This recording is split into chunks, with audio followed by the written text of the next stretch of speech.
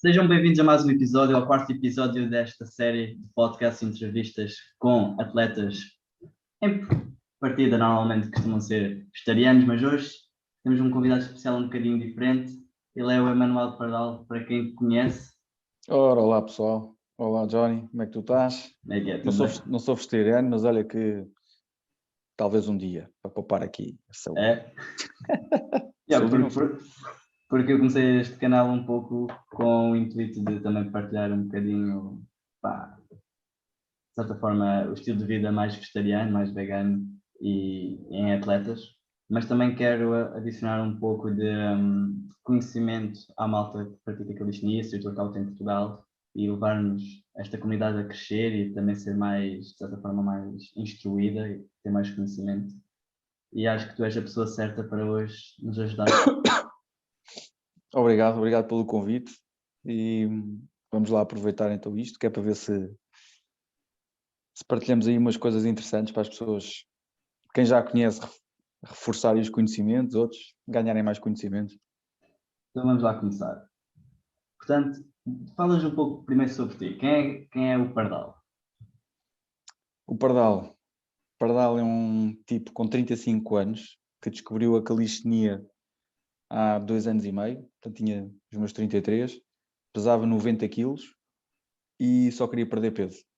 Não gostava de ginásio, gostava de treinar ao ar livre, calistenia surgiu, perdi 20 quilos e depois de atingir o objetivo primário, que era o peso, acho que o treino vai vendo, é possível fazer isto, é possível fazer aquilo, o interesse surgiu, maior, cresceu, a vontade de aprender muito em relação ao desporto acompanhou o progresso, até que surgiu uma vontade ainda maior, que era mudar a vida profissional. Sou enfermeiro há quase 13 anos, em intensivos, e portanto surgiu a vontade de aliar a calistenia à saúde. Entretanto, comecei a tirar o curso de TEF, que já terminei. Surgiu durante o curso um despertar para a área mais de competição, performance e recuperação, prevenção de lesões nos atletas de alta competição, e não só, vá. E pronto, e sou eu, um apaixonado pela modalidade. Excelente. Vamos um bocadinho aos hard facts que as pessoas gostam sempre de saber. Bem, já nos disseste a atividade, tens 35 anos, por acaso não sabia. Qual é. Bem, tu já disseste quase tudo, não é? Mas vamos voltar a recapitular. Ok. Qual é a atividade, altura e peso, que é sempre importante neste desporto. Então, idade 35, altura, fui fazer o BI há pouco tempo, a senhora tirou-me 1 centímetro, agora em vez de 1,82 diz que tenho 1,81, eu acredito, estou a ficar velho. Peso, a última vez que me pesei, 75,5. Excelente. Portanto, hoje eu trouxe-te aqui porque, tal como isto tudo começou com a primeira entrevista, vou contar um bocadinho da história de como é que a primeira entrevista e a ideia do podcast surgiu.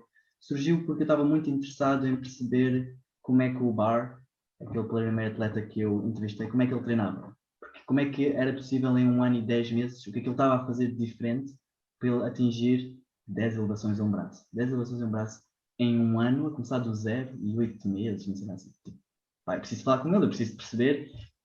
Ele faz periodização, ele percebe imenso treino, ele faz singles, doubles, triples, ele faz que tipo de range, qual é o volume, não é? E tudo isso, todas essas questões, o que é que ele estaria a fazer diferente, ou o que é que ele estaria a fazer melhor do que outros atletas, fez com que eu quisesse saber a altura, o peso, o máximo de características, ter o máximo de conhecimento e insight sobre o treino dele. E há outros atletas que por vezes é mais para o vegetarianismo, como foram os últimos 2, mas contigo também surgiu um pouco devido a eu querer partilhar contigo e conversarmos um pouco sobre como é que eu posso melhorar, como é que eu posso melhorar o meu treino. De certa forma, quase um pouco por egoísmo, desta entrevista se servir bastante para mim, mas também ao mesmo tempo que é uma conversa entre 2 atletas e um profissional na área, também para ajudar e partilhar conhecimento realmente de valor, que às vezes está assim muito perdido na malta mais jovem, na camada mais jovem praticante desta modalidade, não é? Também ainda está a arrancar em força em Portugal, ainda não é como lá fora que já é mainstream, aqui ainda está mesmo a começar aos poucos e poucos. E portanto, vamos lá começar com a primeira pergunta, o primeiro debate, que é massa muscular.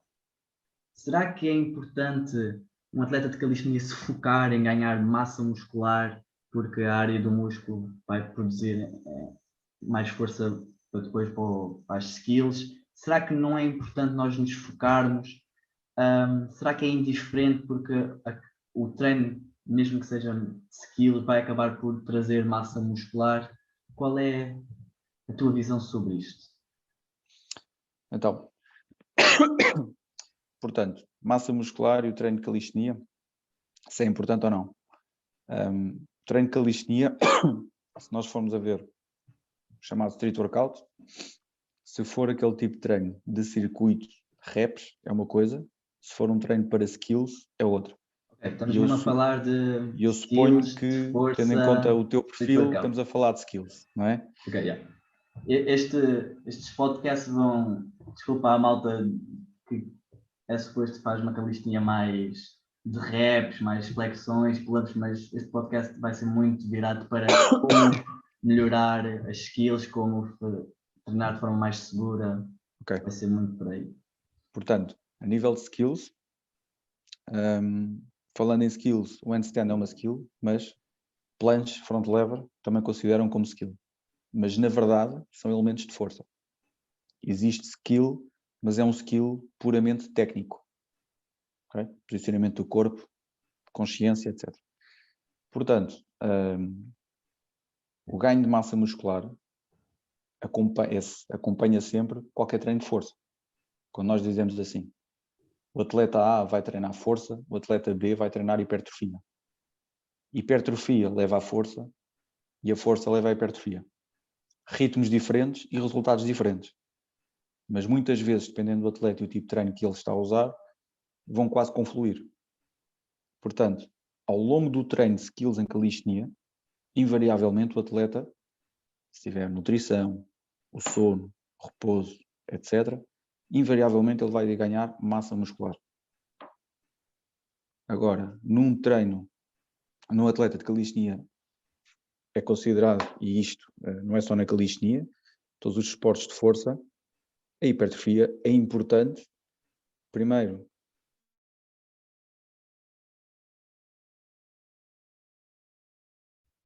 Espera aí, acho que... Foi. Ok, já vi. Portanto, num treino de força, se um músculo maior não é sinónimo de mais força, ok? Mas é sinónimo de maior segurança dos tecidos musculares e tendinosos. Portanto, dizer que mais músculo não é necessariamente mais força? Não é necessariamente mais força. O que define a força no músculo é o número de unidades motoras recrutadas. O que é que acontece quando eu tenho um músculo maior? A verdade é que eu tenho mais unidades motoras disponíveis para ser recrutadas. Mas se não tiver o estímulo adequado, podem não ser levadas à sua maior potencialidade ou capacidade. A unidade motora, diga-se que é a ligação do sistema nervoso central, que tem nervos motores e nervos sensitivos, e portanto é o nervo motor, que é responsável pelo movimento, que se liga às fibras musculares. Isso é a unidade motora, o ponto de ligação. Quanto maior for o músculo, mais unidades motoras tens. Em princípio, vai desenvolver mais capacidade de força. Em princípio. Mas daí nós temos às vezes atletas que treinam, e não estou a falar de calistenia, mas estou a falar de atletas bodybuilding, por exemplo, fazem um tipo de treino que até podem ter um músculo bem grande, mas que, se for a comparar com um tipo que treina para strongman e coisas assim, não tem a mesma força. Ok, então duas coisas que eu quero aqui meter para fora é, número 1, eu sempre pensei que mais massa muscular acabaria sempre por levar a mais força. Se bem como estamos num desporto de força relativa, a força que advém desse aumento de massa muscular tem que ser de certa forma superior, não é? Para termos um ganho positivo de força relativa. Mas tu ainda estás-me a adicionar conhecimento a dizer que não é quase 100% certo, se bem que a correlação é muito forte, que o aumento da massa muscular vai levar a um ganho de força.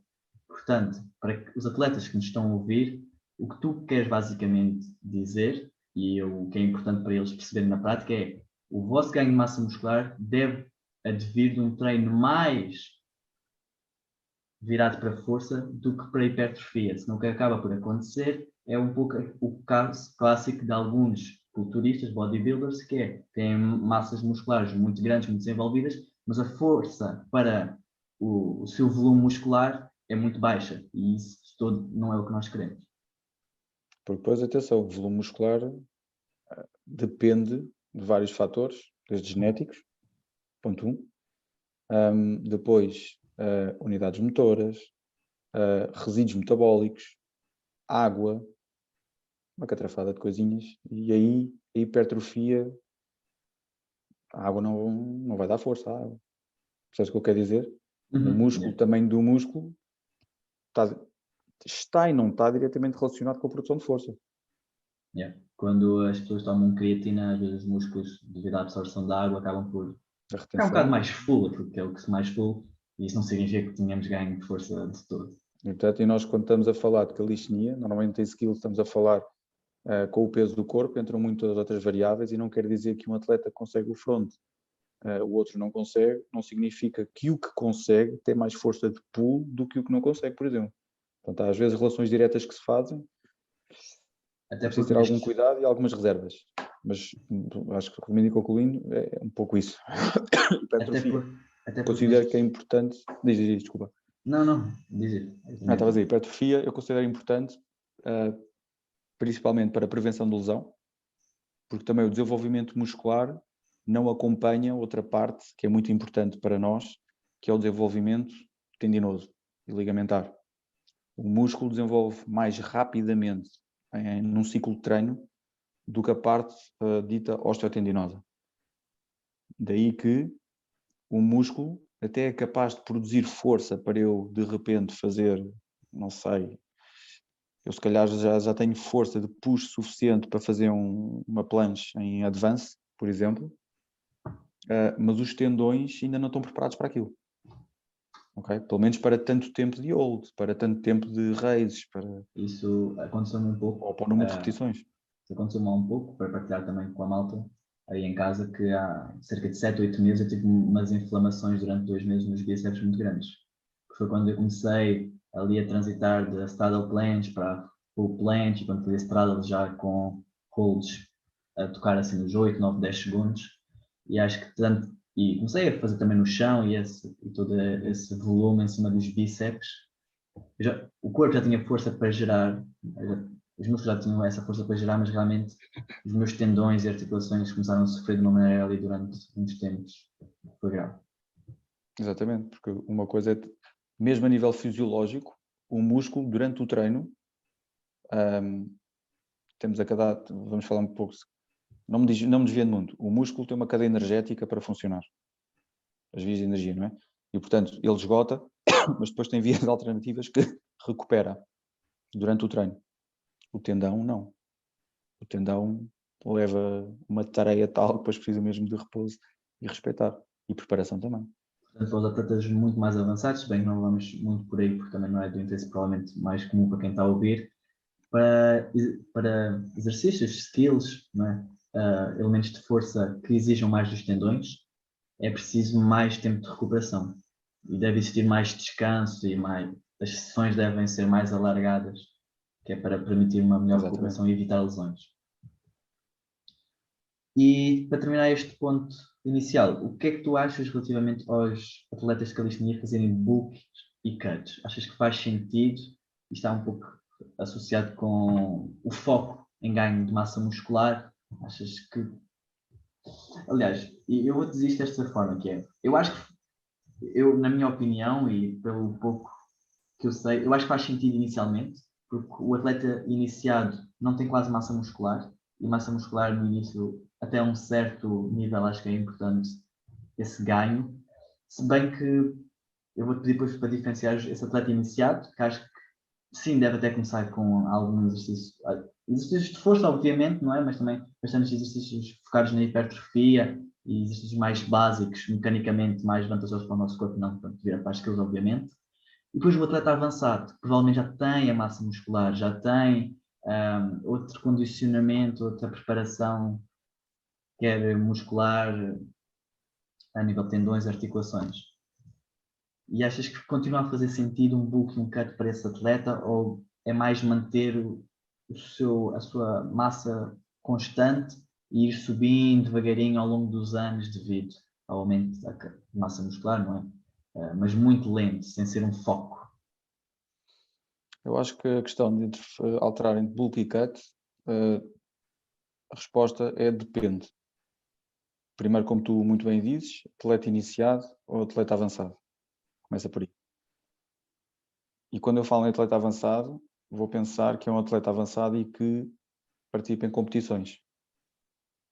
Sim, já Se tem um formos, nível e uns anos. ok? Se formos a falar de um atleta avançado competidor, o bulk e o cut fazem todo o sentido. E ele, porquê? Quando falamos em bulk e cut, estamos a falar de cultura nutricional do atleta, estamos a falar também ciclos de treino, periodização de treino, de encontro à data da competição. Para uma melhor performance, bulk e cut entram no plano todo de treino do doente.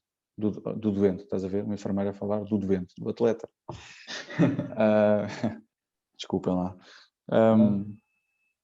Quando nós estamos a falar do atleta iniciado, diria que, se calhar, pensando a médio e longo prazo, de aspecto estético do atleta iniciado, que se calhar também se preocupa com a sua aparência, sim. A nível de performance do atleta iniciado, acho que não deve ser o que mais lhe vai preocupar, nem vai ser o que mais vai influenciar a sua progressão. Ok. Agora, a preparação em si, não. Acho que no iniciado, nada contra, mas não Quase é uma resposta fundamental. contrária àquilo que eu estava a sugerir. Mas não acho que seja fundamental, sabes? Ok. Não acho que Achas que o seja mais fundamental. importante é ter um progresso, ou seja, adicionar mais uma repetição, adicionar Agora, mais um bocadinho de obviamente, peso. depende. Nós também o iniciado, mas quando tu dizes assim, os iniciados, quando começam, não têm grande massa muscular. E vamos pensar numa pessoa que não praticava desporto. Yeah. E vai começar a calistenia. Não há massa muscular. Existe, mas não é uma massa muscular sequer trabalhada nem treinada. Exato. Ok. É uma pessoa magra ou é uma pessoa acima do peso?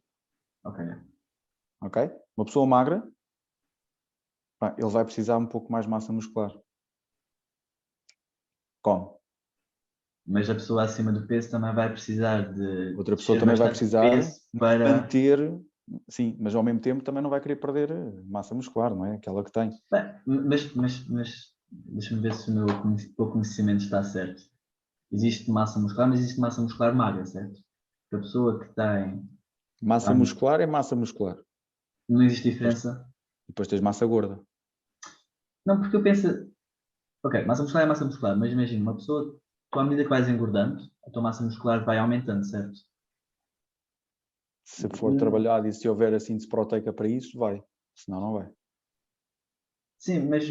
Ok, mas Estamos imagina. se for um indivíduo treinado e que treina, faz de bulk, Mas mesmo que não treine, tipo, vão as imagina, duas. a pessoa que às vezes fica acima do peso, muito da espessura é a gordura, mas também muito acaba por ser massa muscular que acaba por aumentar, certo?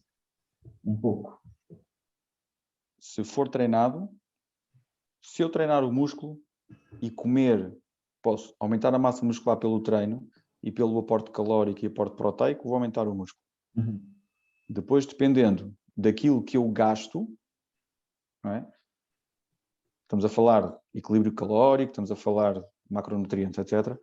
O que depois vai acontecer a essa pessoa é o engordar ou emagrecer, não estou a falar de peso. Atenção, não estou a falar de aumentar peso ou diminuir peso. Estou a falar mesmo de engordar em si. Estamos a falar de tecido adiposo, tudo o que é as nossas reservas e vai para aqui, vai para ali. Malta às vezes depois está em fase de bulk, os abs não estão tão definidos, vai para cut e fica definido. Okay? Portanto, aí estamos mesmo a falar de massa gorda que dá gordura e invariavelmente vai levar também ao aumento de peso. O aumento de peso não é só responsável pela massa muscular ou só pela massa gorda, pelos dois juntos. As oscilações de peso, digamos assim. E mais a água que fica ou que sai. Também há água, ok? Tem tudo mais. Agora, acho que no iniciado depende, lá está, do objetivo do recém-atleta, as condições que tem para iniciar a sua jornada calisténica. Se calhar o atleta que está um pouco acima do peso, por peso não saudável, digamos assim, convém fazer um cut, digamos assim. Foi o que eu passei, por exemplo. Fui exemplo Diz? disso. Eu fui exemplo disso. Exato. Eu tinha um índice de massa, tinha um IMC ali no risco de saúde, digamos assim, logo ali para. Não, eu estava gordo, estava gordo. E tive que perder ali 20 quilos, porque, e claramente, tu, à medida que tu começas treinos com o peso do corpo, o iniciado, por exemplo, vai sentir isso. Pesava 90 quilos, agarrava-me numa barra, fazia 2 pull-ups. Pá, quando cheguei aos 62 quilos, as pull-ups de repente, Tu chegaste aos 62? sim. Pesaste 90? Desculpa, cheguei aos 68, desculpa. Pesei 90, cheguei aos 68. Tipo, ali à volta dos 70, ok. 62 estava 68, já. 68, 68. Lembro, depois fiquei muito tempo com 72 quilos e agora, nos últimos 6 meses, é que passei para os 75, depois de ter feito um A malta por ciclozinho acaso forte. fica toda chocada quando eu digo o meu peso. Então quando eu estive em cut, a quantidade. Então não eram só homens, também eram mulheres a vir falar comigo. Você é maluco? Tipo, estava a pesar 58 quilos, 58 quilos e meio. A malta estava toda passada comigo. Mas, portanto, eu acho, na minha opinião, iniciado depende de ser magro, ser maiorzinho. No avançado, vai para a competição, acho que faz todo o sentido. Yeah. Até para perto da competição, a sua body fat, né, a sua porcentagem de massa gorda estar o mais baixa possível, otimizando a performance. E também juntamente com periodização, às vezes pode existir alguns blocos mais de hipertrofia, ou de certa forma um bocadinho mais de volume, Isso mesmo. e isso beneficia um atleta de alta competição. E os resultados esses resultados desses blocos, dependendo do objetivo de cada bloco, o aspecto nutricional é importantíssimo. Yeah. Daí que num atleta avançado, bulk e cut faz todo o sentido. Mas num atleta de calistenia, É um bocadinho. bulks e cuts muito ligeiros, muito controlados. Sim. Porque estar a ganhar peso para depois estar a perder e estar a fazer assim. Não é preciso coisas. Não é preciso grandes oscilações, mas faz. A malta por aí, a malta é maluca.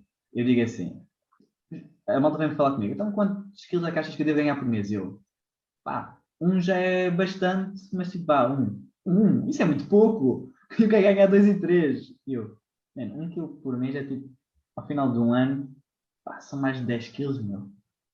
Tu achas que vais ganhar o quê? 10 quilos de massa muscular? Tu nunca na vida vais ganhar 10 quilos de massa muscular quando já tens 2, 3 anos de treino, não mais. E a malta. Ok. Deixa eu ver só se terminarmos, finalizarmos isso. Eu não tenho mais nenhuma questão para colocar. Penso que não. Lembras-te mais alguma coisa para adicionar aqui a este conteúdo? Penso não, falámos de se deve ser o foco ou não é? Yeah. Isso é mesmo fundamental. Prevenir lesões, sim, prevenir lesões. A hipertrofia. A probabilidade de ocorrer uma lesão é inferior. Diz. Só assim, em termos de conclusão. Pois, porque uma coisa que difere imenso da ginástica versus a malta da calistenia mainstream é que na ginástica todos têm um condicionamento e uma musculatura bastante desenvolvida. Há uns que até parece que são culturistas por si só, não é? E a malta na calistenia, existem muitos atletas super avançados, parecem teenagers de 15 anos com 50 quilos, não é?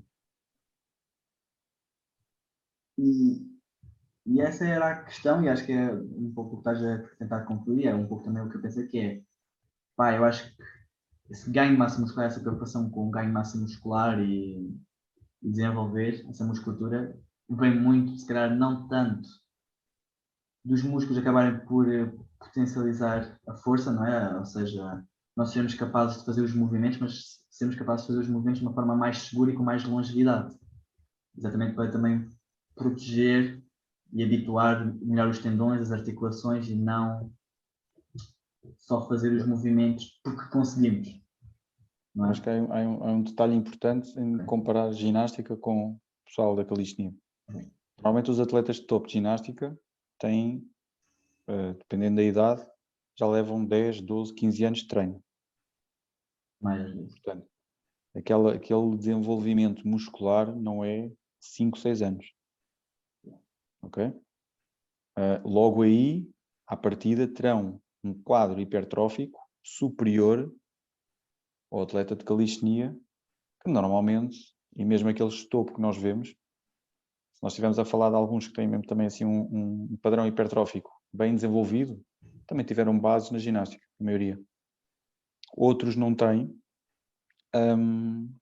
mas ou fizeram um treino, pá, depois depende de muitas variáveis, mas que levou realmente à hipertrofia, outros que não aparentam um padrão hipertrófico tão desenvolvido, mas que desempenham e têm performances competitivas muito acima da média e muito bons.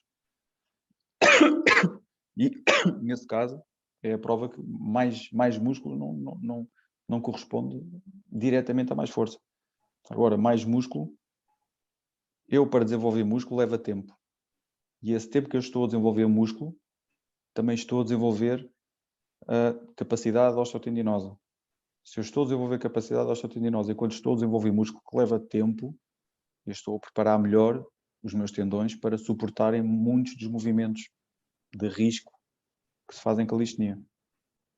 E, portanto, uma coisa importante que se calhar tu gostarias de passar para a malta que nos está a ouvir é não tenham pressa aí para os movimentos mais avançados, especialmente Nenhuma. nesses, demorem muito tempo a preparar-se, porque isto não é uma corrida, o que é importante é, se calhar, em 4, 5, 6 anos estar a fazer a performance desses movimentos de forma sólida, mas tentar ir acelerar o processo para a tempos, né? Coisas de 2, 3 segundos, às vezes bad form ali, tipo, a dar tudo por tudo em movimentos que basta um bocadinho e já foi. Não tiene tendão. Uh... Isso foi uma bad joke. Um abraço para o Manique. Um abraço para Mário. Por acaso não foi. Bem, foi e não foi. Podemos discutir aqui um pouco as causas do rompimento do tendão dele, mas ele já dominava o back liver FS há tem que muitos ser, anos. tem que Mas ser se calhar. tem que ser o Manique a falar sobre isso. Yeah, claro. Ele é que sabe, ele é que Yeah, 100%. foi Mas, azar. As melhoras para ele, rápida recuperação. 100%. Bem, passando ao segundo ponto que está super correlacionado com isto e que eu gostaria de bater contigo, que é, isto agora existe uma moda, não sei se é uma moda, mas eu tenho conhecido assim, uma palete gigante de atletas super avançados, mas que chegam a níveis muito avançados em muito pouco tempo e que dizem que treinam todos os dias. E a verdade é que postam todos os dias eles a treinar. E estamos a falar de movimentos como maltices, treinar todos os dias maltices, não estamos a falar de treinar todos os dias handstand push-ups, que já era se calhar uma coisa um pouco contraditória com a literatura, mas estamos a falar de todos os dias maltices, todos os dias one arm pull-ups, one arm front levers, pá, todos os movimentos mais avançados e mais exigentes para o nosso corpo que nós possamos imaginar. E estes atletas treinam todos os dias de forma intensa e têm resultados incríveis. E aquilo que eu queria debater contigo é o que é que tu achas relativamente à sustentabilidade disto? Ponto número um. Número dois, será que realmente a literatura pode não estar assim tão certo e o nosso corpo, se nós adotarmos esta mentalidade mais estoica, mais do género, ok, eu consigo e eu vou forçar o meu corpo a adaptar-se? Será que nós conseguimos melhores resultados em termos de performance? Porque o que eu tenho visto nestes atletas, eu a falar com o Bar, é quase ok, eu quero aquilo. E eu vou forçar o meu corpo a adaptar-se àquilo que eu quero. Não é, ok, vou treinar forte, vou descansar 2, 3 dias, vou deixar o meu corpo recuperar. Não é. É quase obrigar o corpo a, quase a tornar a realidade naquilo que nós acreditamos que deve ser. E a verdade é que tu vês atletas super avançados que já treinam desta forma há 1, 2, 3 anos, e não aparentam ter lesões, não vêm sequer com às vezes ligados, ou dizem, olha, agora malta, esta semana estou off, não é? 2, 3 anos, todos os dias a treinar estes movimentos, eles parecem estar inteiros, os seus resultados são off the record. É, é, eu acho que para um atleta da minha estatura, com o meu peso, eu tenho um resultado consistente razoável, acho que é bom. Mas olhar para aquelas pessoas é simplesmente mind-blowing. Eu acho que, então, a ver se consigo aqui com algumas ideias relativamente, portanto, estamos a falar da frequência de treino, Vamos começar por aí. Frequência de treino em treino de ok? força, para elementos de Então, força. então é assim, vamos começar pelo que tu disseste, atletas extremamente avançados. A chave está aí. Um atleta extremamente avançado faz uma altise de 3, 4 segundos, ele faz mais, mas uma altise de 3, 4 segundos, para ele já não é grande coisa. Se eu tiver um atleta intermédio avançado, que ainda não tem uma altise, mas quer trabalhar para ele, se ele for treinar para uma altise todos os dias, repetindo, imagina que treina 6 vezes por semana, e nessas 6 vezes por semana, repete exercícios para uma altise. O risco de lesão é elevado. Ele ainda não tem uma altise e está a sujeitar o corpo a um stress, e as articulações e os músculos, etc., a um stress que vai levar muito próximo. Primeiro, fadiga, depois depende de outras variáveis, intensidade, volume, e há uma variável muito importante que eu acho que normalmente ninguém fala, nem é bem ainda considerado variável, acho que é a densidade de treino. Aqui, Densidade de treino. o que é que isso seria? Seria, estamos a falar de treino pode ter 1 hora, pode ter 3 horas. Ok. Ok? A densidade de treinamento está muito associada a aspectos como se eu for a fazer um treino de HIIT, por exemplo. Agora, um bocadinho fora da calistenia, só para explicar o conceito da densidade de treino. Um treino HIIT, um HIIT de 30 minutos. Eu, em 30 minutos, posso fazer o mesmo número de repetições de exercícios com o peso do corpo que faço num treino de 1 hora e meia. Significa que no HIIT, em 30 minutos, eu nunca descansei, e no treino de 1 hora e meia, eu descansei entre séries 2, 3 minutos, 5. O treino de HIIT tem uma densidade alta, o treino de 1 hora e meia tem uma densidade baixa.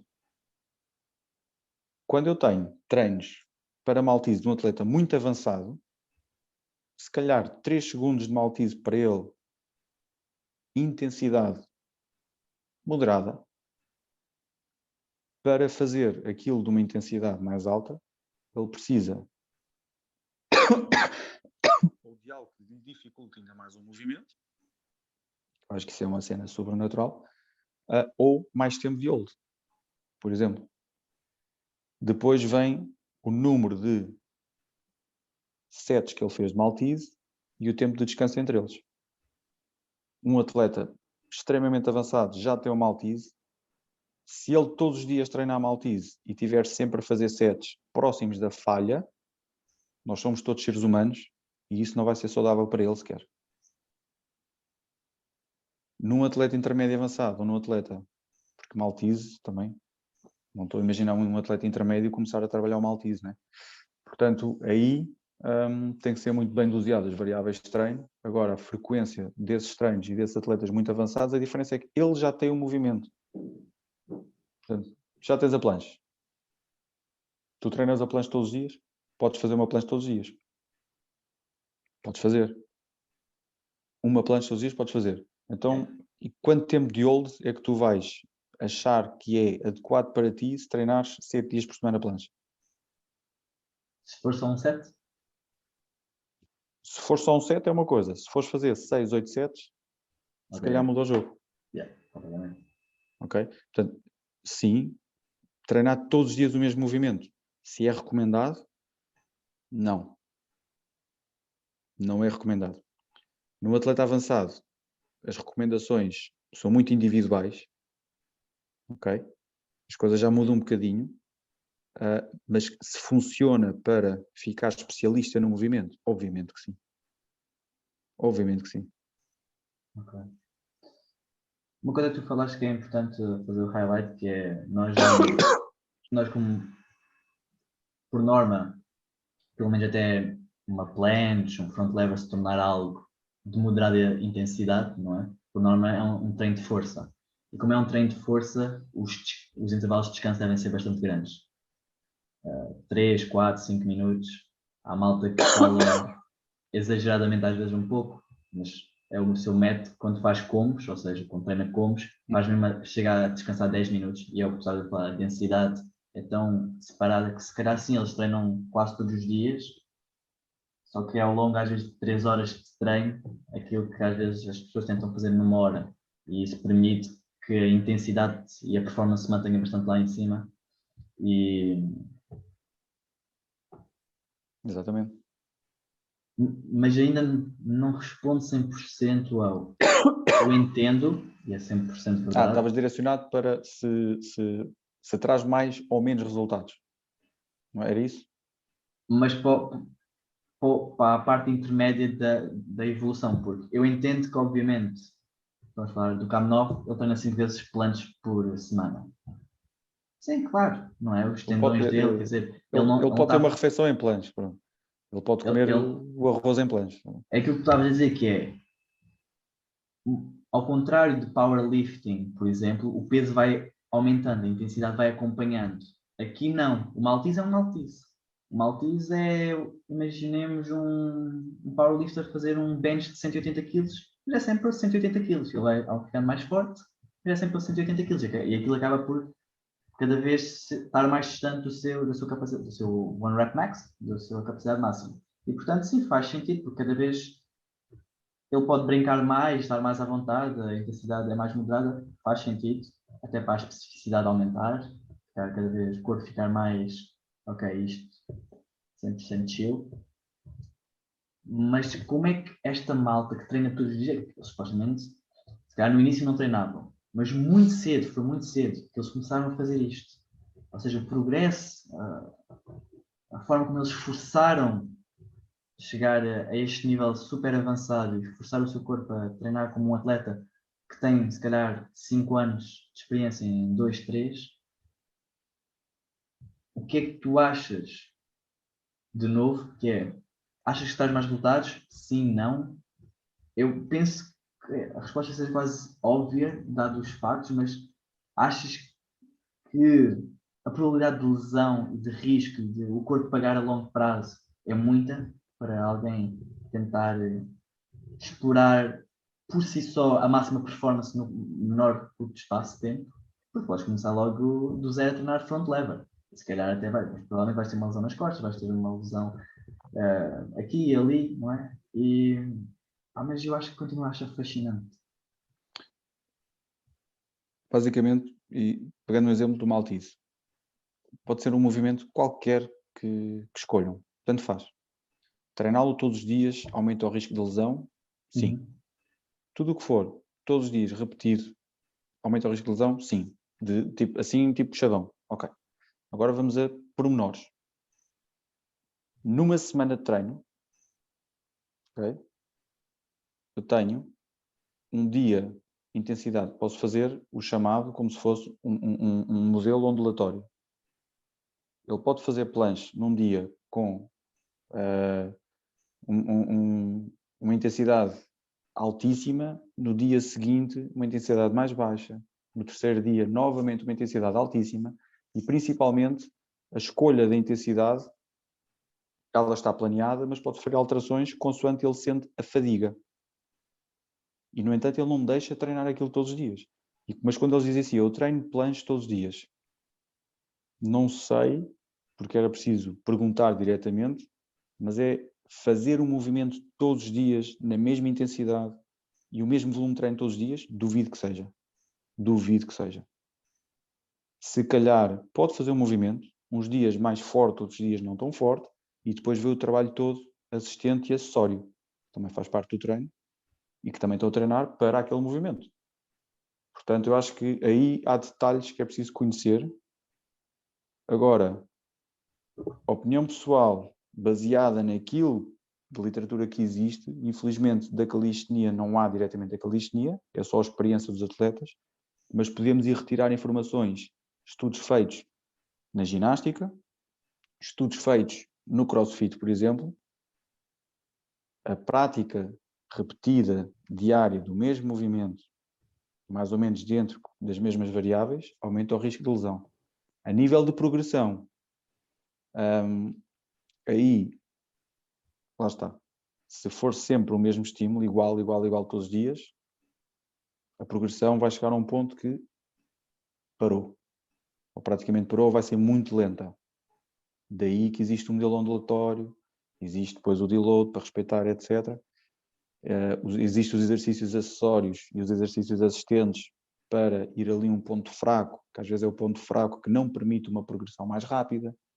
E, portanto, há muitos pormenores dentro dessa frequência altíssima de treino ao longo de uma semana e que todos os dias fazem a mesma coisa, que tem que ser equacionado. E estás a tocar num ponto que eu gostaria de abordar um pouco contigo, que é nós temos um certo volume, quase por assim dizer, para dar à nossa skill, não é? Imaginemos ao front, ou à planos, o que for. Tu achas que é mais benéfico? Bem, isto obviamente vai ser muito complexo, se depender, mas tu dirias que, por exemplo, para o meu caso, se sou um atleta intermédio, já tenho um ano e tal de experiência, tu achas que beneficio mais de, imagina, fazer 10 sets de planches, nada até à falha, assim bem, aqui o que é que vamos dizer? Imaginemos que a minha straddle planche é 15 segundos max e estou a fazer holds de 5 segundos, 6, já são bastante compridos, de certa forma. Só que desta vez estou a adicionar, se calhar, pino ou um expressos, certo? Achas que é mais benéfico, imagina, 10 sets ou 5 sets, estás a ver? Mais perto, um bocadinho mais perto da falha, ou seja, dar um bocadinho mais de mim nesses 5 sets e depois fazer trabalho auxiliar. Ok? E porquê é que eu pergunto isto? Porque eu sei que exercícios auxiliares são muito bons para colmatar às vezes fraquezas, ou pontos que não podem não ser tão fortes, mas por vezes nem sequer não temos exercícios auxiliares por isso, às vezes estamos só a querer aumentar o volume, não é? Porque é um segundo exercício, é um terceiro exercício. Só que às vezes existe esta dualidade que é, ok, mas isso vai trazer mais volume, não é? Vai trazer mais volume, mas se calhar também podemos não estar a fazer a skill em si, que podíamos estar a fazer mais um bocadinho. Okay? Podemos estar, ao invés de fazermos 5 sets, quase até à falha no straddle planche, podíamos fazer, imagina, 10 sets, mas com mais, se calhar, tipo, mais pins ou presses e não ir tão perto da falha, fazer mais volume, ou seja, o volume iria aumentar, mas não ia ter quase tanto trabalho acessório. Ou então fazer mais intenso, mais 4, 5 sets, mais tipo um trabalho de força e depois mais tipo um trabalho de hipertrofia ou auxiliar, mas em que este trabalho também de certa forma vai estar a adicionar volume que depois vai estar a atrasar um pouco a recuperação, não é?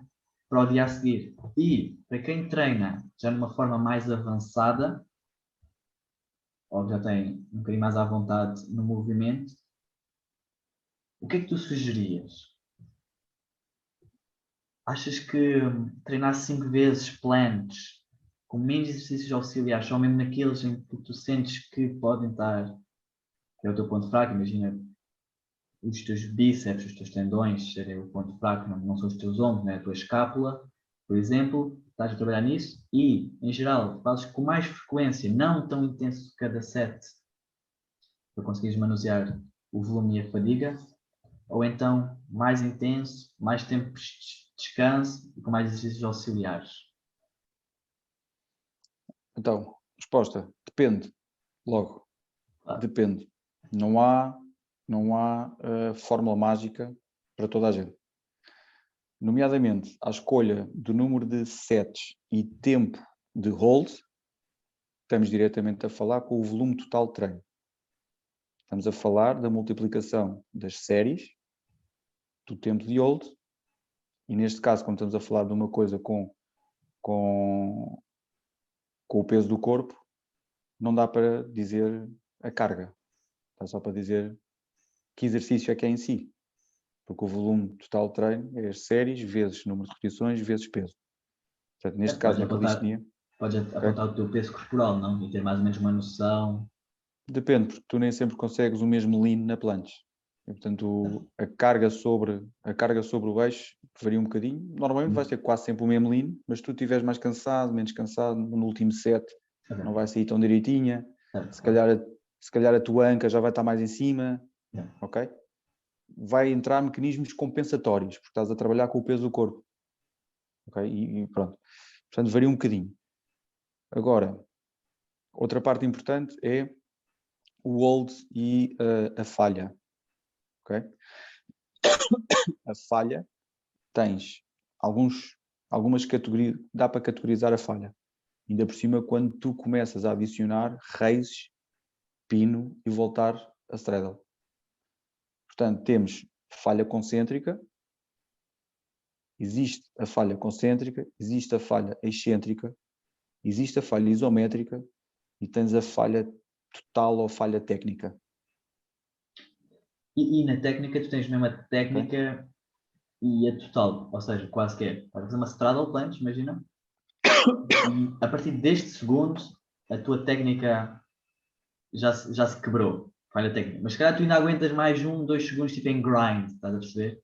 E aí é que entra a outra parte, que é o que define se eu escolho 10 sets de 4, 6 segundos de hold ou se escolho 3, 5 sets de mais tempo de hold. Portanto, uma referência importante para se perceber, porque nós quando estamos a trabalhar força, lá está, voltamos à força e hipertrofia, atenção, ou até se quiseres ir para a endurance. Se eu estou a trabalhar força, eu tenho aquele rep range que vai ali, pode ir desde 2 reps a 5, 6 reps, à volta do teu RM de 85% para cima. Se eu estiver a trabalhar hipertrofia, vou estar, diz a literatura, entre as 6 reps às 12 reps, ali entre os 60% aos 85% de RM. Ok. Em isometria, é dito que 2 segundos de isometria corresponde a uma rep.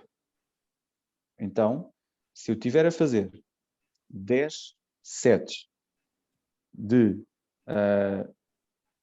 sei lá, de 6 segundos de hold, por exemplo, eu estou a trabalhar num rep range para força. No entanto, o que acontece é, o exercício em si, como é que, por exemplo, como é que eu vou conseguir fazer, então eu quero trabalhar num rep range de hipertrofia a fazer straddle. Vou ter que aguentar no mínimo 12 segundos de straddle. Ok? Então, para conseguir um volume total de treino, e digamos que numa semana, ou melhor, num treino, eu devo ter entre 16 a 24 sets, por exemplo, ok? Falando de hipertrofia e também força, mas mais que hipertrofia, anda ali à volta dos 16, 20 sets por treino, somando o tempo de hold e vendo mais ou menos os sets que vou ter que fazer, depende daquilo que eu quero trabalhar. O meu ponto fraco é um pouco, como tu falaste, por exemplo, bíceps. Aguentar aquele tempo. Eu vou ter que fazer um trabalho, se calhar, de sujeitar os bíceps com maior tensão, por exemplo. E aí vou ter um hold mais longo. Normalmente quem trabalha isso é o pessoal que já tem a posição, já conseguiu aquele movimento e está mesmo a trabalhar para mais holds. E aí, sim, nessa fase, é apostar, se calhar, mas aqui já estou um bocado a fugir na coisa que é um bocado mais dinâmico. Se conseguires o dinâmico, vais ter concêntrico, vais ter o excêntrico, o chamado negativo, e vais estar a trabalhar nesse sentido. Portanto, a partir do momento que tiveres a forma, tiveres à vontade de tudo o que participa no movimento, se calhar podes ir para menos sets e mais tempo de all-aí.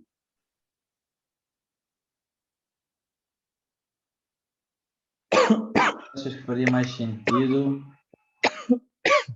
Bem, isso já é um bocado complexo. Eu estou a pensar, porque a parte da calistenia é que imagina, como existe esta componente da skill, torna tudo mais interessante, este approach à skill que é.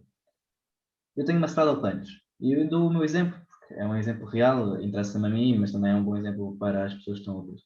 Eu tenho uma straddle punch e eu tenho um hold que chega ao top range da força, ou até já começa a tocar um bocadinho na hipertrofia, se calhar consigo fazer 4, 5 sets, 10 segundos, ou tipo mais, ou, não é? Porque o meu max attempt agora foi 15 segundos. Portanto. E a questão é, eu quero aprender a fazer presses, porque eu sou péssimo. O meu pin é um pouco rudimentar, a minha straddle planche tem um nível um bocadinho melhor do que o meu pin, e eu quero aprender a fazer presses. O press em si é o exercício que tem mais dificuldade do que o hold. Tens que estar no hold e vais, pum, disparar lá para cima e vais voltar para baixo. Okay. Vamos entrar na parte da falha. Nomeadamente na ativação e na parte muscular, que é a ativação então das unidades motoras. Eu, se tiver um exercício com mais carga, a ativação das unidades motoras ocorre mais rapidamente. E isto leva a que eu consiga menos repetições.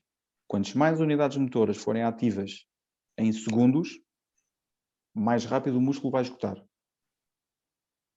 Então, é o que se trabalha, por exemplo, quando estás a fazer trabalhos de força, deadlift, squats com grandes pesos, por exemplo, bench press com grandes pesos. Mais carga, menos reps, mas a ativação da unidade motora é muito mais rápida. Então, a fadiga aparece mais cedo. Okay? Se eu tiver menos carga, a ativação da unidade motora leva mais tempo.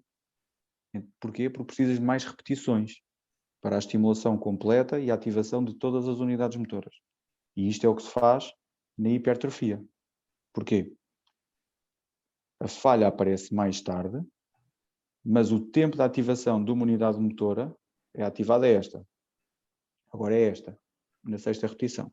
Na oitava repetição é esta. Nós temos, imagina, isto é metaforicamente, tem 5 unidades motoras, na primeira rep foi esta, na terceira rep foi esta, na sexta rep foi esta, na oitava foi esta e na décima foi esta, esgotou. Mas até chegar a estas tiveram sempre a ser estimuladas e a trabalhar. E isto participa no processo de hipertrofia.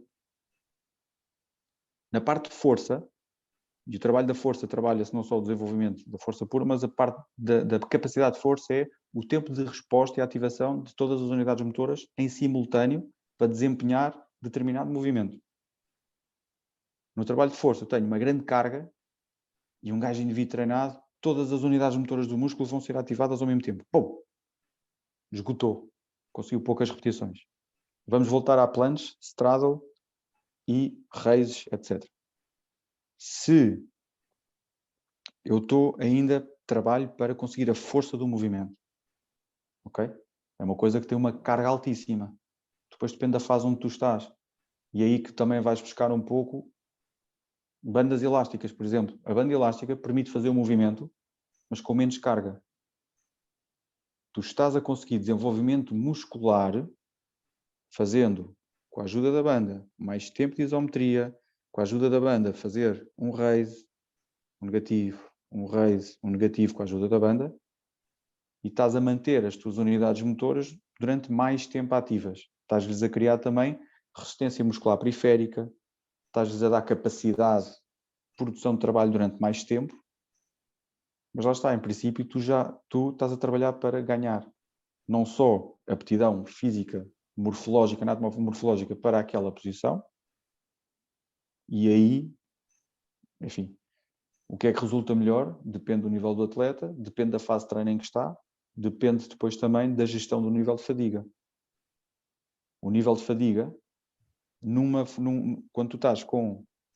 depende muito de treino para treino, de atleta para atleta, Mas a gestão de fadiga é fundamental para dizer assim, mais sets, menos tempo, igual a melhor progresso, do que menos sets, mais tempo, por exemplo, para estar a comprar um e outro. Depende da fase onde tu estás. Depende do ciclo de treino onde tu estás. Se calhar há atletas que vai funcionar muito bem, por exemplo, poucos sets, mas mais tempo de hold. E digamos que vai funcionar muito bem em que, por exemplo, se eu estiver a trabalhar aspectos técnicos, eu vou precisar de mais tempo de hold. Sem dúvida nenhuma. Ok? Porquê? Okay. Imagina que eu, mais tempo de hold, não te esqueças que isto é construção neuromotora, isto aqui tem que estar ligado ao corpo. Se eu tiver 4 segundos, eu mal tempo tenho para aprender correção da bacia, correção da escápula, pá, braços, está bem esticado, o que é que eu tenho que fazer, o que é que eu tenho que ativar. Eu em 4 segundos não tenho tempo de processo de aprendizagem e aquisição do movimento. E então se calhar tenho que diminuir a carga, porque se ainda não o tenho aquele tempo, diminui a carga, e um movimento bem aprendido, estás mais próximo do teu sucesso. Portanto, há muita coisa que entra em jogo. Agora, o que é melhor, o que é pior? Depende. Não podes escolher um. Até porque se tu te habituas a fazer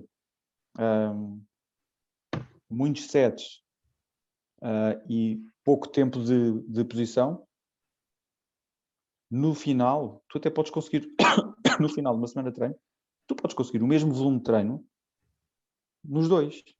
Yeah. Certo? No final, o somatório é o mesmo. Mas a verdade é, o nível de estimulação, unidade motora, barra, rácio de fadiga, é diferente de um e do outro. Percebeste? Portanto, se eu quero mais tempo de hold, se calhar eu vou ter que aproximar-me, diria eu, mais vezes próximo da fadiga. Eu tenho que estimular o músculo a sobreviver a um estado de anabolismo. Yeah. Ok? Excelente, mas... Portanto, no estado de anabolismo estás sempre naquele critério de hipertrofia. Estava aqui a magicar outras coisas. Que é, imagina, eu faço uma estrada, eu faço o press, mas não consistentemente volto para a negativa e faço hold. Ou seja, não faço, imagina, ok, vou fazer 10 sets de press, hold. Ok, não, isto não acontece para mim. Por causa do pino, não é consistente. Às vezes, só de ir para a posição e fazer o press cria fatiga suficiente para depois isto ficar tudo quebrado, não manter uma boa protração. E eu detesto fazer tipo holds em grind. Isso para mim não. Se é falha técnica, base só da posição. E o que é que tu achas que é mais interessante? Presses isolados, negativas isoladamente, ou seja, treinar separados, até pode ser dias separados, faz sentido. Continuar a tentar parece fase concêntrica, fase excêntrica, ou, noutro caso mais geral, podes responder a uma pergunta e a outra, que é handstand push-up. Alguém quer aprender uma handstand push-up? Tem componente da força e da skill. Tu tens, o approach ao treino pode ser treinar bem o pino, que é o componente de equilíbrio mais, e treinar, imagina, military press. Ou seja, precisares pesos exteriores ou fazer handstand push-ups na parede para treinares a força. Treinas parado.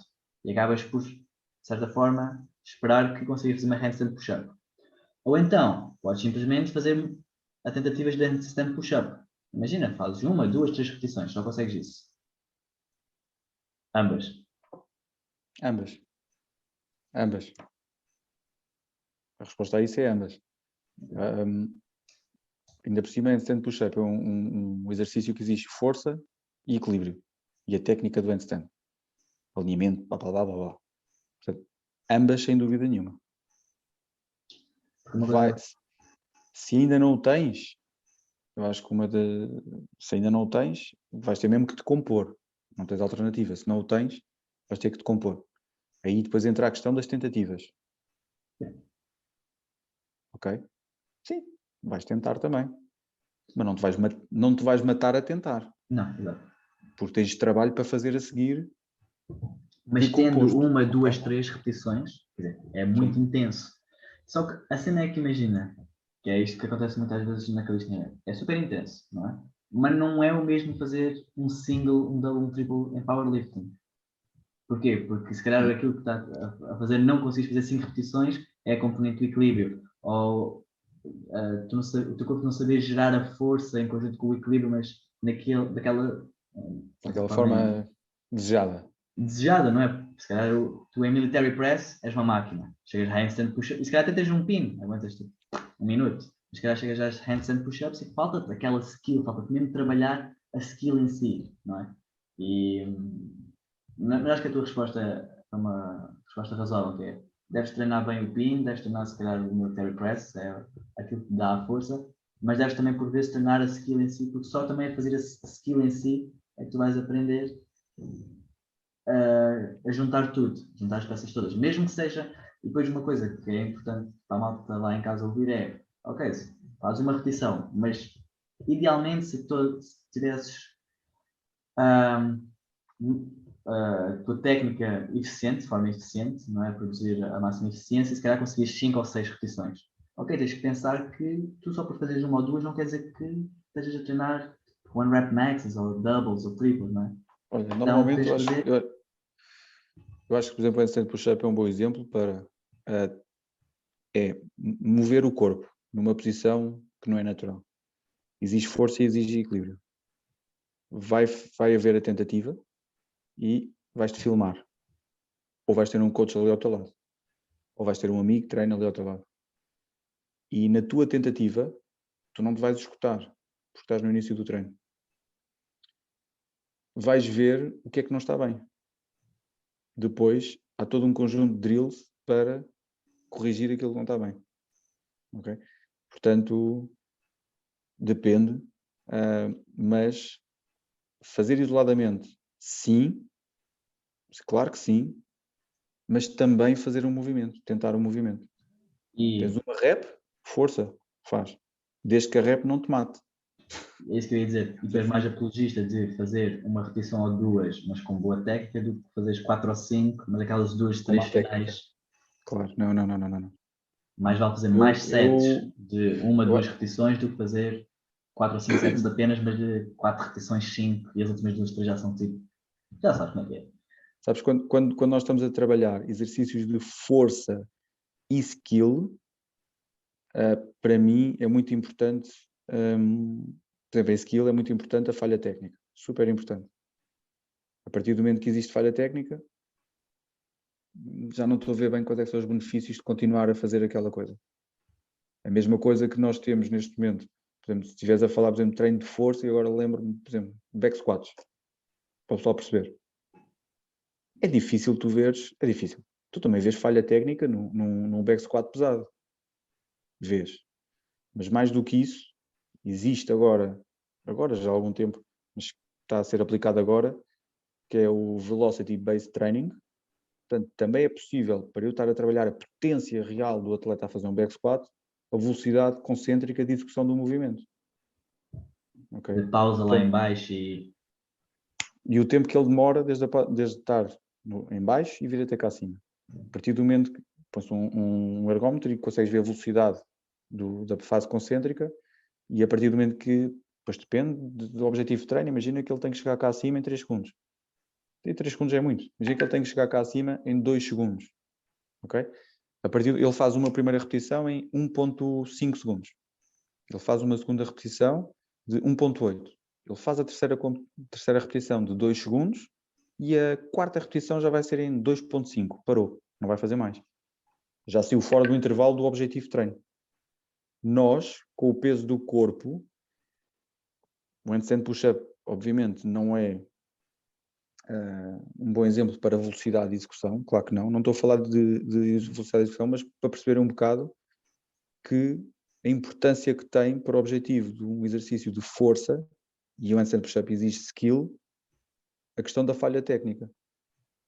Porque é um exercício tão difícil de executar, que exige um controle corporal tal que se tu fazes um movimento bem feito, com posicionamento e ativação correta, da ponta dos pés ao sítio de onde estás a agarrar, ou o chão, umas paralelas, convém que aquilo seja muito bem realizado, para não ocorrer alguns erros, compensações, que mais tarde não vão levar àquele ideal handstand push-up que tu tens na tua mente.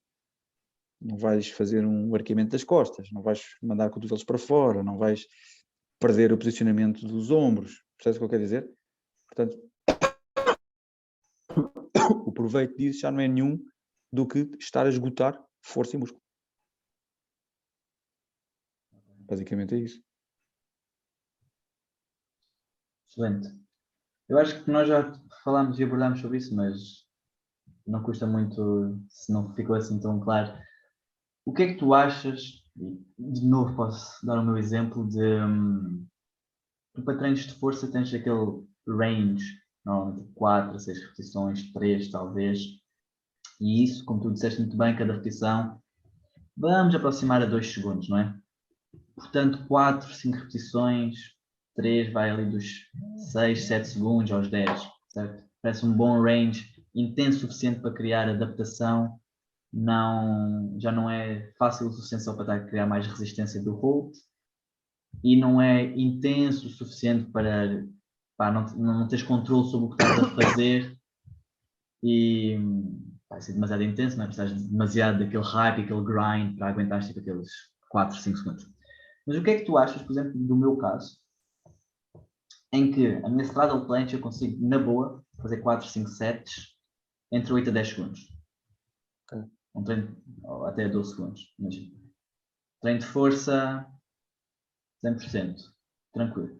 Com boa técnica, dentro desse range, sem a falha técnica, ser evidente. Mas chega à minha full planche e consistentemente tenho uma full planche de 5 segundos. Apesar do meu max hold ter sido 9 segundos já, foi uma vez, sem exemplo. Não sei. Também foi mais ou menos na altura em que eu fiz o pico, quem estava com o mínimo de peso, estava com menos 1,5 kg. E agora consistentemente faço 5 segundos. O que é que tu achas de, por vezes, incorporar este tipo de attempts? Não é bem um attempt, porque a minha full planche, a técnica é razoavelmente boa. Se bem que naqueles 5 segundos, imaginemos de hold, se calhar 2, 3 têm muita qualidade.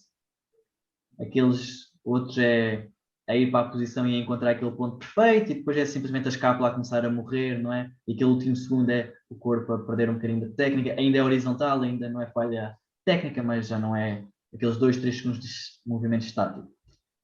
Como é que tu colocarias isto no treino? Colocarias sim, não, sim, 1, 2 sets, quantas vezes por semana?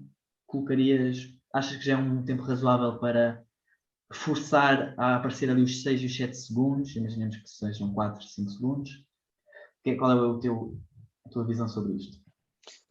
Eu preferia apostar, imagina num mesociclo de 6, 8 semanas, em que começaria a primeira semana com maior volume de treino, menor intensidade, por isso se calhar irias passar mais tempo com a straddle e exercícios dinâmicos de straddle, por exemplo, ou full com apoio de elástico, ok?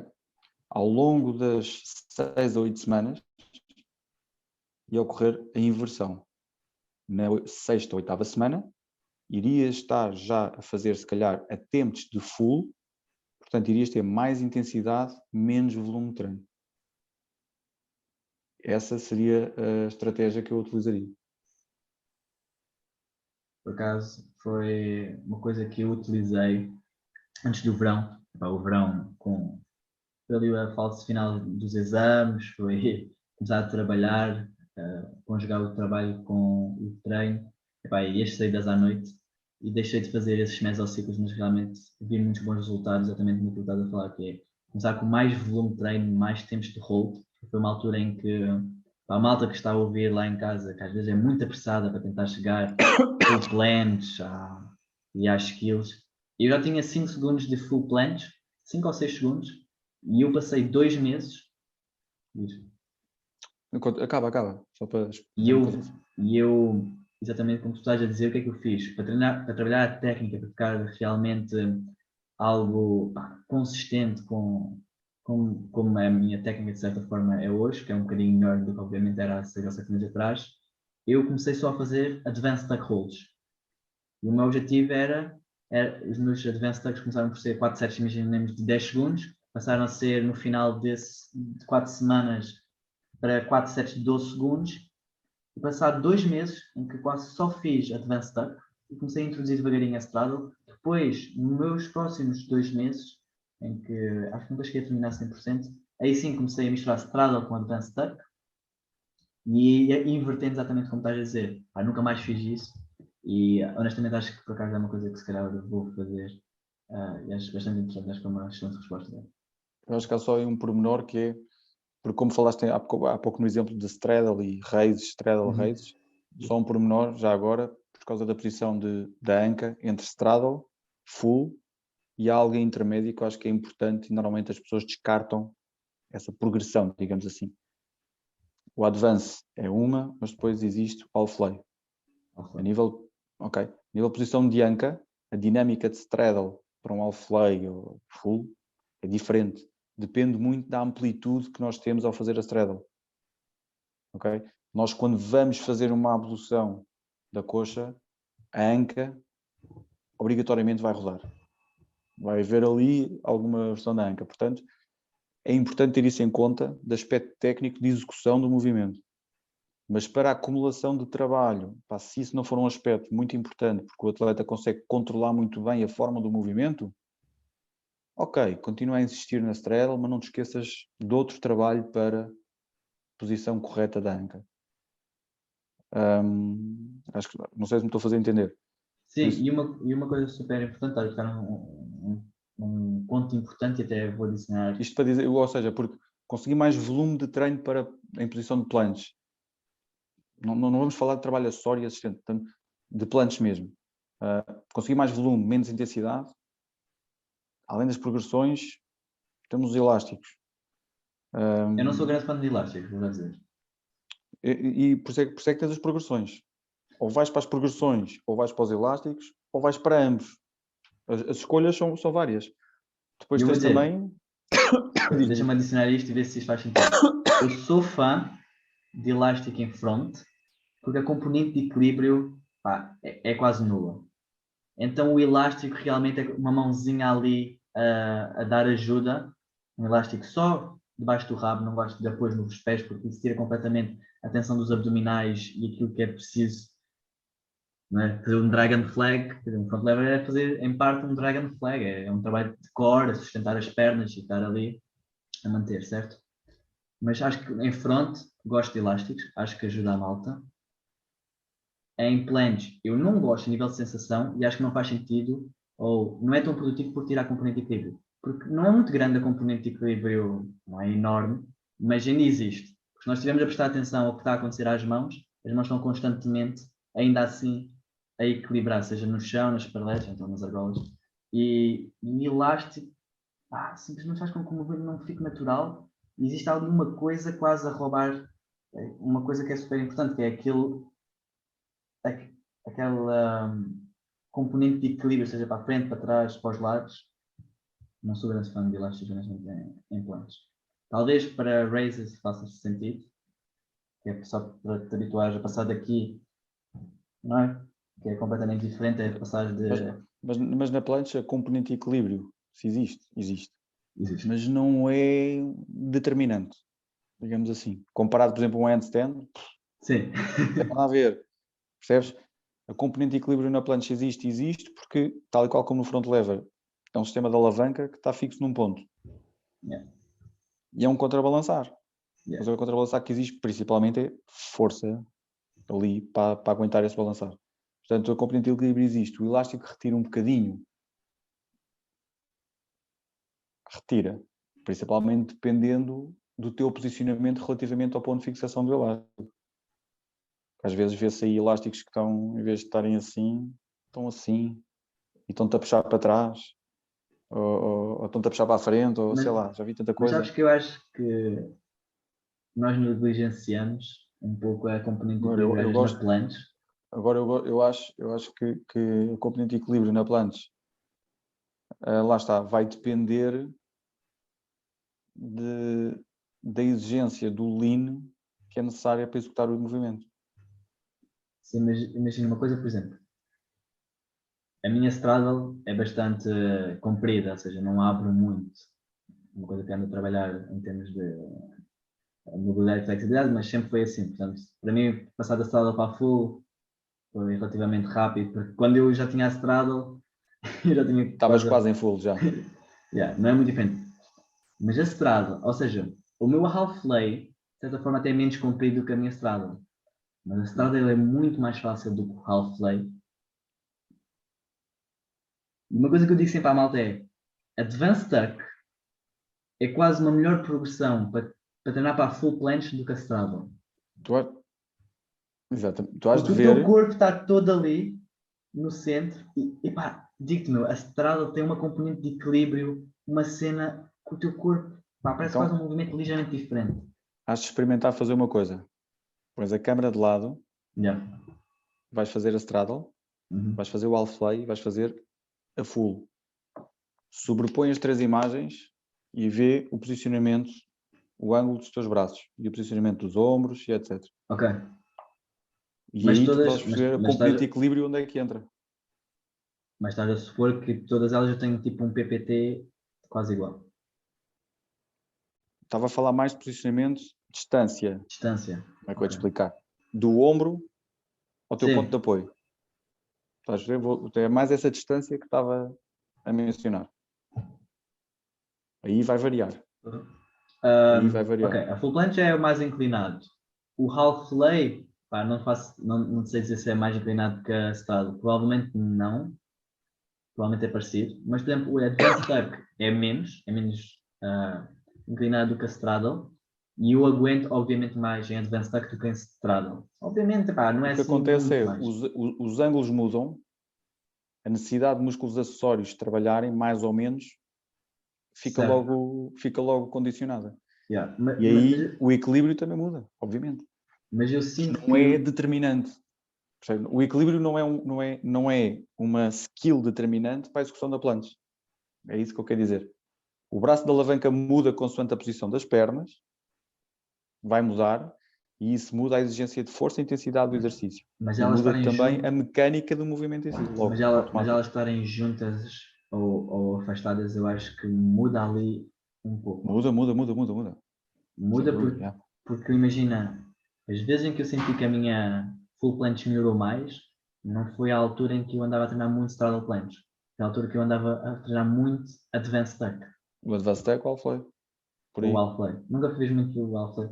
Às vezes, pá, fiz agora mais recentemente, há 2 meses. Mas não é uma produção que eu faço muito. Mas sinto que, pá, eu digo sempre à malta, É só malta. ver, a straddle, a dinâmica corporal leva a uma mais fácil estabilização do movimento. Logo, a sensação de controle do movimento é muito maior, É muito maior. porque se eu puser o meu corpo todo juntinho ao centro e agora ele faz isto e vai para aqui e vai para ali. Juro. Se eu for a fazer um raise em straddle, é completamente diferente do que fazer full ou até half lay se quiseres ir lá, ou, percebes? Pá, é É diferente. exatamente o que estás a dizer, porque É só pensarem ali, numa coisa, os tipos no trapézio, vais andar numa cordinha. Os gajos têm aquelas barras muito largas, que vai de uma ponta à outra, e é aquilo que os ajuda ali o equilíbrio. yeah. Põe lá o gajo em cima do cabo sem aquilo na mão. E o centro de massa, o que é que aconteceu? Não está distribuído. Yeah. Okay? O equilíbrio é logo outro. Excelente, man. E para terminar, vamos falar aqui um bocadinho sobre algo, pá, que eu acho interessante falarmos, que ninguém fala e parece que é tabu ainda no mundo da calistenia, que é PEDs, né? Performing Enhancement Drugs, que é, pá, substâncias. Porquê é que eu trago isto? Porque, quer dizer, hoje em dia com o Instagram e o YouTube nós temos acesso basicamente à maior parte dos grandes atletas muito avançados. E algo que acontece, e que acho que já é um pouco mainstream, ou pelo menos para a pessoa que percebe de culturismo e sabe como é que é o mundo nos ginásios, pá, acho que tipo, existe muita malta a tomar muitas substâncias, né? E aqui na calistenia tu vês pá, atletas super avançados e nós nunca sabemos se existe a utilização ou não de substâncias. E pá, eu gostaria que tu desse assim um bocadinho o que é que tu achas? Achas que aqueles níveis para aquela quantidade de tempo ser tão reduzida, todos eles praticamente são naturais? Achas que existe bastante utilização, mas ainda é uma coisa um pouco tabu? O que é que tu achas sobre este assunto? Entalei-te. É que eu acho que isto cortou. Fica na parte do tabu. Ah, ok, sorry. O que é que eu estava a dizer? Não, recapitulando o que eu estava a dizer, achas que existem muitos dos atletas mais avançados por aí que competem, que tomam algum tipo de substâncias? E sim, ainda existe muito tabu no mundo da calistenia sobre a normalização disso, sobre sermos abertos relativamente a isso? Ou achas que realmente o mundo da calistenia é quase um mundo à parte, muito amador, tão amador que isso é raro?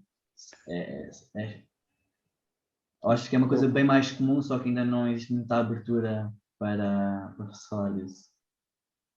eu acho que eu não gosto de fazer juízo de valor de nada nem ninguém, ok?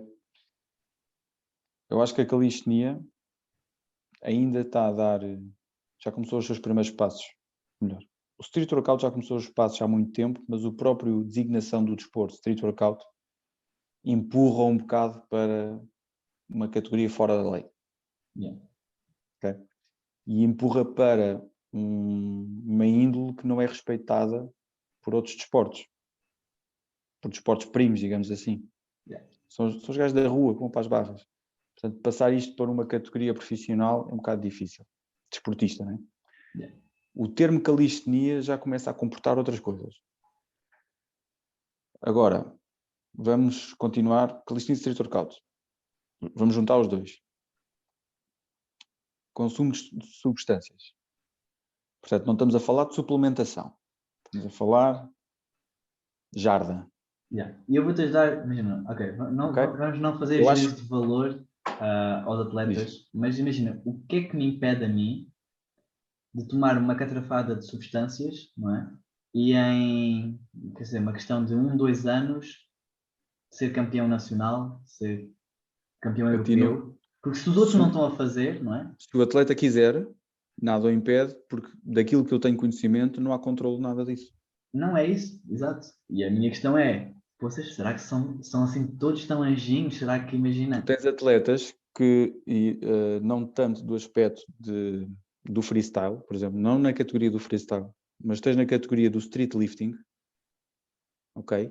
Que têm progressos, ficado olhos em bico, que têm desenvolvimento físico, que levanta questões, mas não há provas de nada.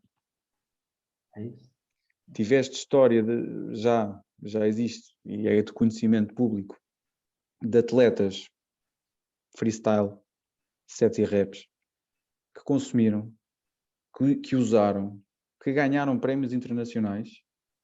Ao contrário do ciclismo, esses prémios não lhes foram retirados. E, portanto, a valorização do uso de substâncias no nosso desporto ainda não é uma coisa sequer equacionada, a não ser pelas redes sociais, infelizmente. Porque eu É acho só o que diz que disse, ok? Mas temos um campeonato e há controle ou não há controle? Eu não tenho certeza, mas eu julgo que não há. Ninguém vai fazer o seu xixizinho para o copo. é que nem o mínimo controle lá, meu. Não há. O que eu saiba, não há. Mas E, eu acho que para haver, tem que haver mesmo um órgão. Primeiro tem que haver um órgão regulador da modalidade.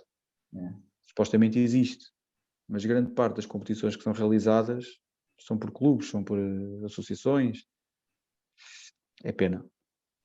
Agora, na minha opinião, que há atletas que usam, eu acho que sim, eu acho que há atletas que usam e são bem conhecidos. não é? Porque, quer dizer, eu vou ali ao ginásio e de certeza que às vezes nem sequer são as pessoas que nós achamos que possam utilizar, mas existe às vezes alguns badamecs que utilizam, não é? E nós estamos a falar Ah, que em milhares de atletas, pá, super avançados, malta que faz isto quase, pá, na vida, compete a toda a hora, tem o seu nome, dá a sua cara, não é? Treina todos os dias, a quantidade de lesões, carga, stress, etc. Pá, e que não, eu nem sei, estou a falar de esteroides, coisas mais pesadas, mas quer dizer, não utilizam absolutamente nada, tipo o quê? Isto é uma categoria de malta super bem comportada. Atenção, eu acho que há atletas que nós pensamos que se calhar possam utilizar e, na verdade, não utilizam. 100%. E o contrário. Portanto, às A minha vezes questão aqui, a suspeita ocorre, mas muitos não utilizam. É a minha mesmo questão, trabalho e história desportiva. Agora, há outros que, pá, o gajo fica a pensar assim um bocadinho. eu tentei levantar este ponto, não era para fazer juízes de valor, porque não tenho interesse nisso, mas era um pouco só a questionar quase o sistema, não é? E os torneios, as competições, porque quer dizer, Eu acho que o sistema tem margem para melhorar e deve melhorar o controlo, porque é injusto, ponto número 1, é injusto, mas as coisas não se fazem de um dia para o outro. E eu julgo que o desporto, tornando-se mais sério, mais popular, com mais visibilidade, com mais atletas a competir, vai acabar por chegar a esse ponto, nomeadamente competições internacionais. Quando a nível nacional, em Portugal para já, talvez ainda não, mas em outros países onde existem competições de renome e, no entanto, são só competições nacionais. Por exemplo, na Alemanha, a competição organizada pela Final Rep, que é uma competição por base de street lifting, e recentemente adicionaram também sets e reps. Falei recentemente com o organizador e nem por nada abordámos essa questão, porque há performances de alguns atletas que levantam questões. E, portanto, ele diz que ele vai organizar, em princípio será já o próximo ano, uma competição de caráter internacional e está a contar incluir o controlo de consumo de substâncias.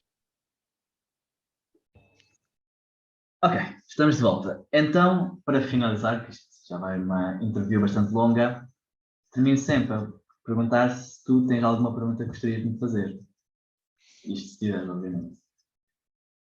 Olha, assim de repente, lembro-me de duas. Força. Primeira,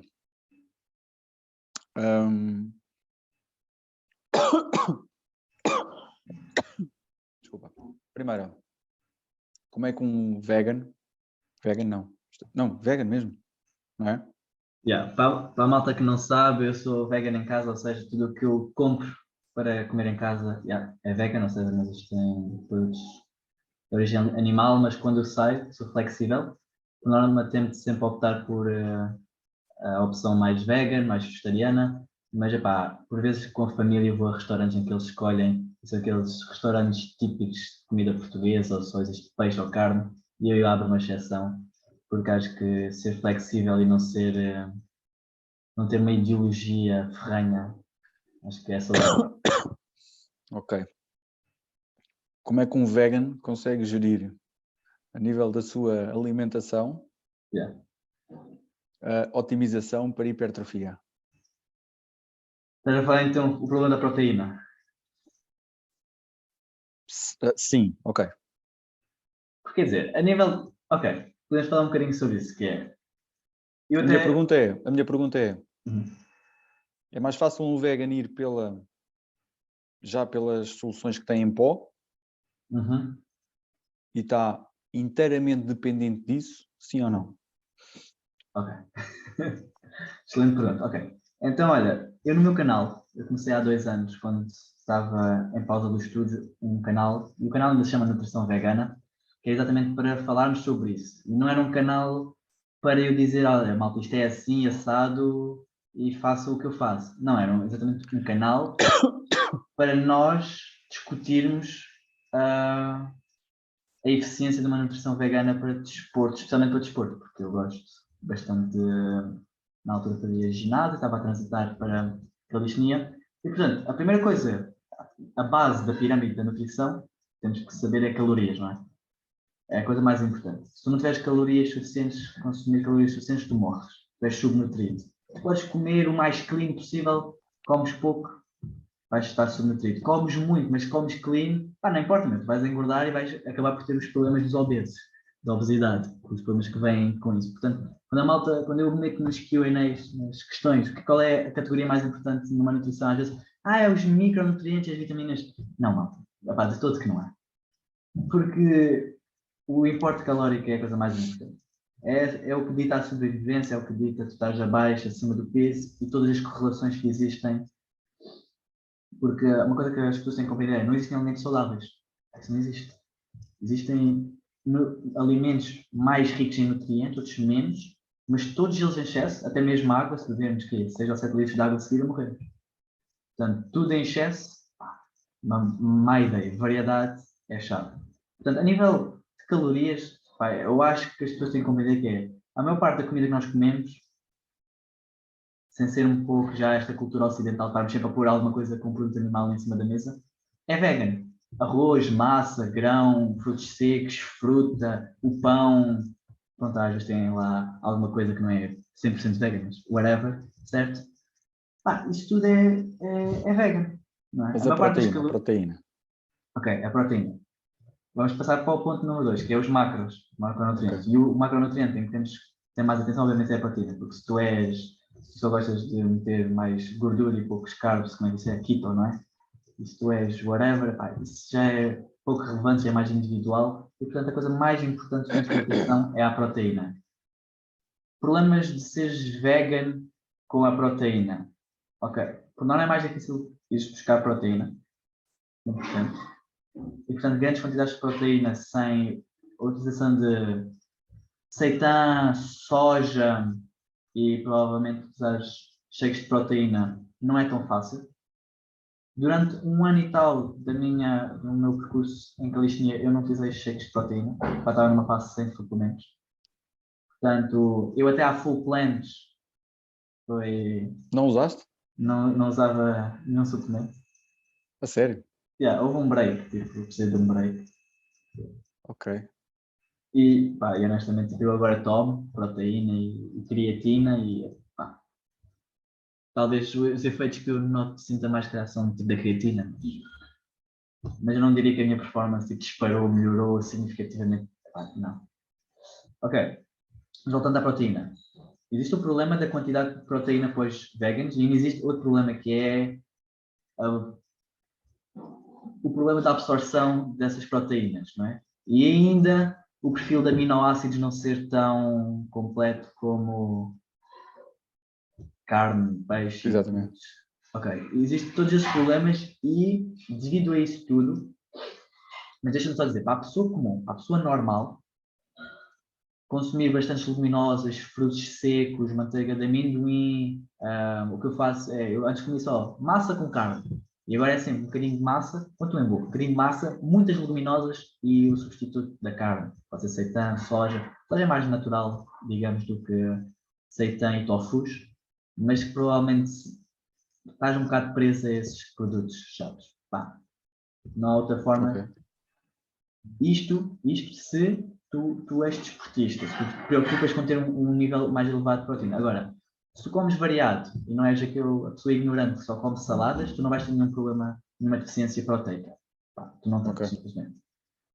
Uma pessoa ter uma deficiência proteica acontece muito em vegetarianos e em veganos. Porquê? Porque é aquela mentalidade, ok, eu vou comer saladas, mas isso já não é só um problema proteico, tu provavelmente estás em déficit calórico desde que és vegetariano e vegan, tens déficits em 50 micronutrientes e vitaminas, não é? E pronto, já não é um problema de deficiência proteica. Deficiência proteica para a pessoa mesmo comum, sem praticar exercício físico, nem é preciso tofu e seitãs, é só comer variado, comer bem, sem problema. Para a pessoa desportista que quer 1,6 gramas por quilograma de proteína, talvez seitãs, tofus, mais leguminosas, ter mais atenção.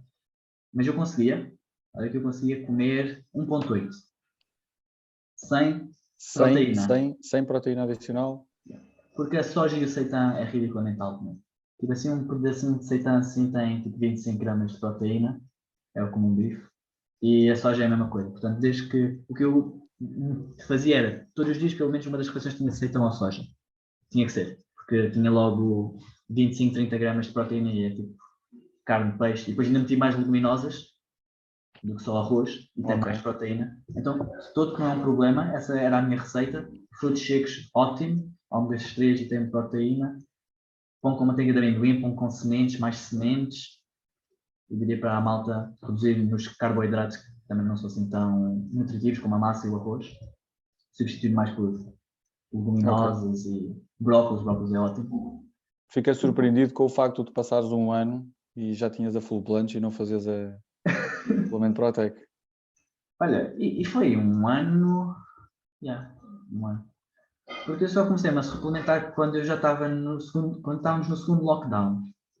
Ok. Porquê? Porque queria fazer book. E não sei, eu vou voltar a experimentar a creatina, quero me alimentar melhor, quero experimentar uma coisa diferente. E por acaso foi um período bom do meu treino, que foi quando eu comecei a fazer a periodização que nós falámos há pouco. Pá, comer melhor, estava a engordar a um ritmo até um bocadinho grande, quase 1 quilo por mês, mas a força estava a aumentar mais do que o ganho de peso. Estava-me a sentir bem, estava forte.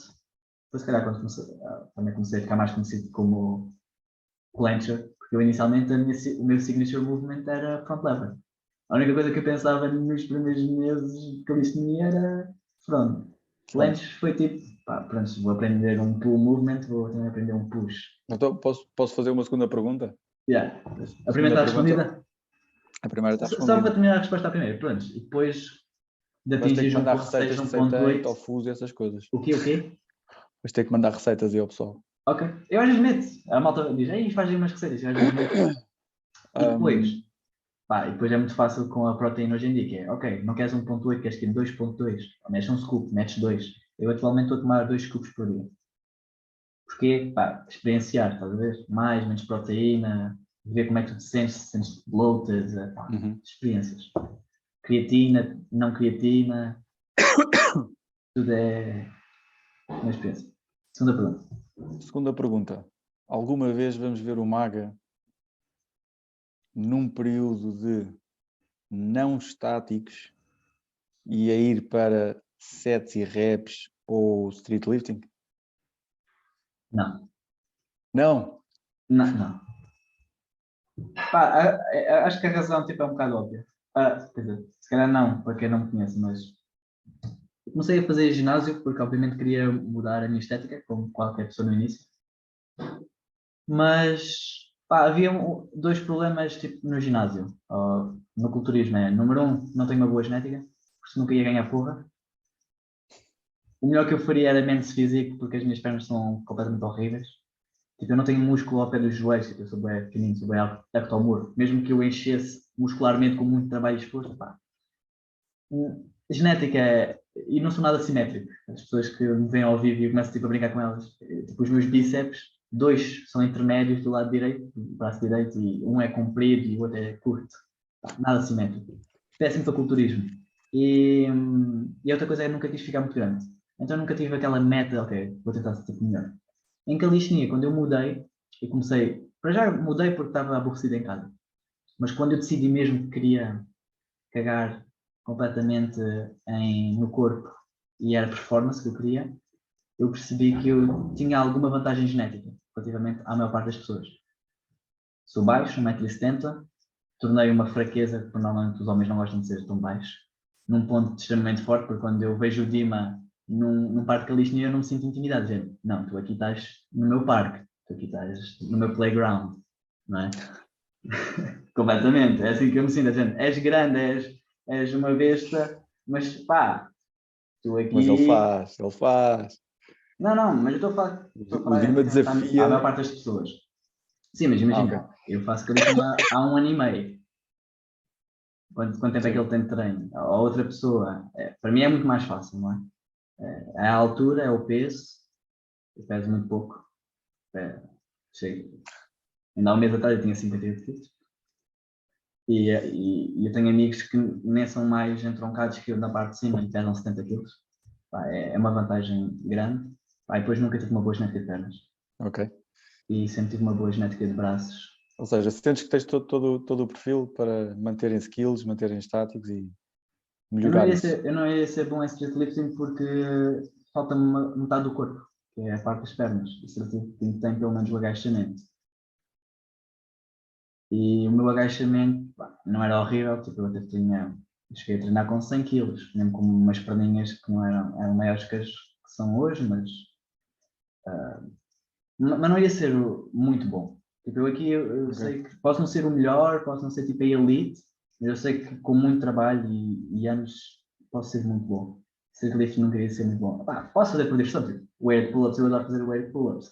Posso fazer um agachamento por brincadeira, mas eu senti sacrificar e abdicar da estética e de ser completo para me dedicar a ser, pela primeira vez, acho que eu na minha vida estou a tentar ser muito bom numa coisa. Ok. Não dá tempo, mas nota-se logo tipo, a vantagem mecânica que eu tenho por ser baixo. Estás num bom caminho. Vê-se o teu progresso e estás num bom caminho. Pelo que tu me disseste no início, antes da Ok. entrevista, acho Não que vou faz tentar resultado. desviar, já percebi que não dá para te desviar. Fazes bem. Eu Continua. tenho, e a pergunta inversa, vamos te ver numa comissão de freestyle? Não, de freestyle não. Não, a idade já não permite o freestyle. Temos o Não, Viviane, estou a mas o dizer, Viviane freestyle é tipo, algo pode ser só especial. estáticos, eu não faço freestyle. Não. Não, estáticos? Ok, agora não. Por exemplo, há muita malta me tem perguntado, incluindo tu, porque é que eu não compito no nacional? Porque é que eu não competi? Pá, eu não tenho dinâmicos, eu não faço freestyle, é só tipo 2 vezes mais difícil se tu ires a uma competição quando só és metade, não é? Sim, Pá, ok. há muita malta que anda-me a tentar convencer, mas não. O risco de lesão, a minha falta de jeito e, e abrir mãos é bem doloroso. E tira bué. Não, não é pela dor em si, é porque depois tu não consegues treinar. Sim, interfere no resto.